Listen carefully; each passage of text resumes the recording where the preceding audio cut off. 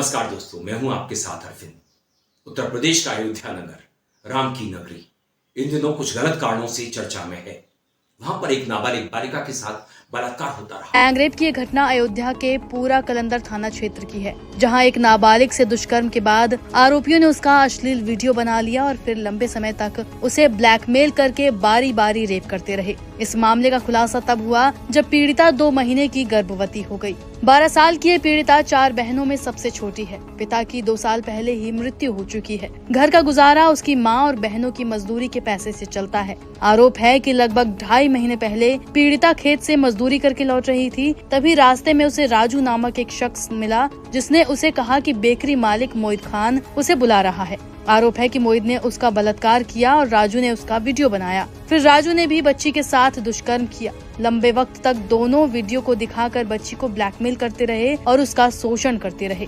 बच्ची के 2 महीने की गर्भवती होने पर मामला खुला। पीड़िता के परिजनों ने पुलिस से इस मामले की शिकायत की, लेकिन आरोप है कि शुरू में इस पर कोई एक्शन नहीं लिया गया। बाद में जब हिंदू संगठनों के साथ निषाद पार्टी के लोगों ने आक्रोश जताया तो पुलिस ने सपा भदरसा नगर अध्यक्ष मोहित खान और उसकी बेकरी पर काम करने वाले राजू को गिरफ्तार किया। पीड़िता की मां ने भी बताया, जब हम शिकायत लेकर चौकी गए तो दरोगा ने हमसे कहा कि राजू का नाम रखिए, लेकिन दूसरे का नाम हटा दीजिए। फिर एसपी के दखल के बाद हमारा मामला लिखा गया। पीड़िता की मां ने आरोपियों के खिलाफ फांसी की सजा की मांग की है।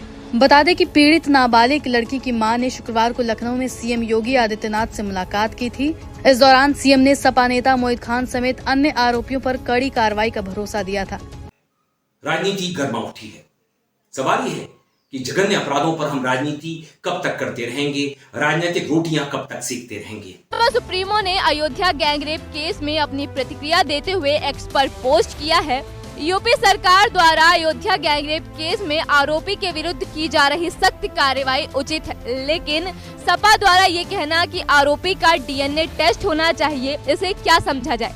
जबकि सपा को यह भी बताना चाहिए कि उनकी सरकार में ऐसे आरोपियों के खिलाफ कितने डीएनए टेस्ट हुए हैं। सबसे पहले मैं स्थानीय सांसद की बात करूंगा।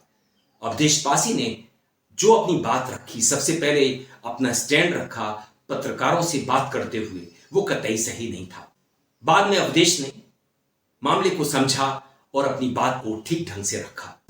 जहाँ तक इस घटना का सवाल है, ये घटना बहुत ही दर्दनाक है और शर्मनाक है, और इस घटना की जितनी निंदा की जाए शब्द छोटा हो जाएगा। इस घटना से संबंधित जो भी लोग हैं उनकी विवेचना की जाए, सत्य का पता लगाया जाए, और जो भी दोषी हो कानून के हवाले रखकर उनके खिलाफ जो भी कानून सजा देता है सख्ती के साथ उनके खिलाफ कार्रवाई होनी चाहिए, जिनका इन्वॉल्वमेंट है। और इस दिशा में पुलिस को भी चाहिए, वरिष्ठ पुलिस अधिकारियों को चाहिए, विवेचक को चाहिए, जो आईओ होते हैं, जो तफ्तीश जिसको कहते हैं, कि किसी भी दबाव में, किसी भी के दबाव में ना करके दूध का दूध पानी का पानी अलग करें। और जहां तक पीड़िता का सवाल है, पीड़िता के साथ हमारी पार्टी, हम लोग पूरी तरह से खड़े हैं, उसको न्याय दिलाने के लिए पूरी तरह से खड़े हैं, उसमें कहीं शक शुबा के सवाल नहीं। अखिलेश यादव और शिवपाल भी इस मामले में चूक कर गए। उन्होंने कहा डीएनए टेस्ट होना चाहिए, नार्को टेस्ट होना चाहिए। की बड़ी खबर आ रही है, अखिलेश यादव ने डीएनए टेस्ट की मांग की है। अयोध्या रेप केस को लेकर सियासत गर्म है। इस बीच अखिलेश यादव ने सोशल मीडिया प्लेटफॉर्म एक्स पर लिखा है, कुकृत्य के मामले में जिन पर भी आरोप लगा है उनका डीएनए टेस्ट करवाकर इंसाफ का रास्ता निकाला जाए, न कि केवल आरोप लगाकर सियासत की जाए। जो भी दोषी हो उसे कानून के हिसाब से पूरी सजा दी जाए, लेकिन अगर डीएनए टेस्ट के बाद आरोप झूठे साबित हो तो सरकार के संलिप्त अधिकारियों को भी न बख्शा जाए। यही न्याय की मांग है।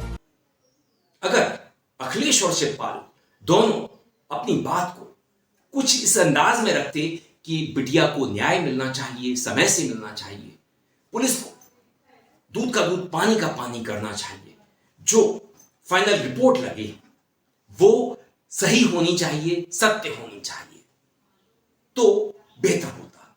मगर अखिलेश और शिवपाल अवधेशपासी चूक कर गए। बीजेपी ऐसे मामलों पर राजनीति करती है, दोहरे मापदंड अपनाती है। जब इस तरह का कोई अपराध उनका कोई अपना करता है तो वो चुप्पी साध देती है। आपको याद होगा वीमेन रेस्लर्स के बारे में, किस तरह से हमारी महिला पहलवान देश की राजधानी दिल्ली में जंतर मंतर पर एक एफआईआर लिखवाने के लिए धरना प्रदर्शन करती रही थी। और जब प्रधानमंत्री नई संसद का उद्घाटन कर रहे थे, वहां पर राजदंड स्थापित करवा रहे थे, तब पुलिस इन महिला पहलवानों के साथ बदसलूकी कर रही थी। प्रधानमंत्री हो या उनकी महिला बाल विकास मंत्री, दोनों में से कोई भी जंतर मंतर तक नहीं जा सका था। इनके पास समय नहीं था। इन्होंने महिला रेसलर्स की बात को सुना ही नहीं और अपने सांसद ब्रजभूषण शरण सिंह, जो कि बाहुबली सांसद है, बचाने का काम करते रहे। बाद में अदालत के दखल के बाद ब्रजभूषण शरण सिंह के विरुद्ध एफआईआर दर्ज हो सकी। अभी तक हमारी महिला पहलवानों को यौन शोषण के मामले में न्याय नहीं मिल सका है, क्योंकि आरोपी बीजेपी से जुड़ा हुआ बाहुबली सांसद है। मोदी और योगी का संभवतः प्रिय रहा होगा। अगर मैं बिल्किस बानो की बात करूंगा तो उनके बलात्कारियों को किस तरह से माफी मिली थी, बाद में अदालत के दखल के बाद उन्हें जेल भेजा गया था। उन्नाव को लें, हाथरस को लें, बनारस को लें, जो कि प्रधानमंत्री की अपनी कॉन्स्टिट्यूएंसी है। काशी हिंदू विश्वविद्यालय के कॉरिडोर में 3 आवाराओं ने, बीजेपी के आवाराओं ने एक लड़की के साथ दरिंदगी की और उनके विरुद्ध भी एफआईआर नहीं लिखी गई थी। बहुत देर से लिखी गई। तीनों दरिंदे मध्य प्रदेश में बीजेपी का चुनाव प्रचार करते रहे।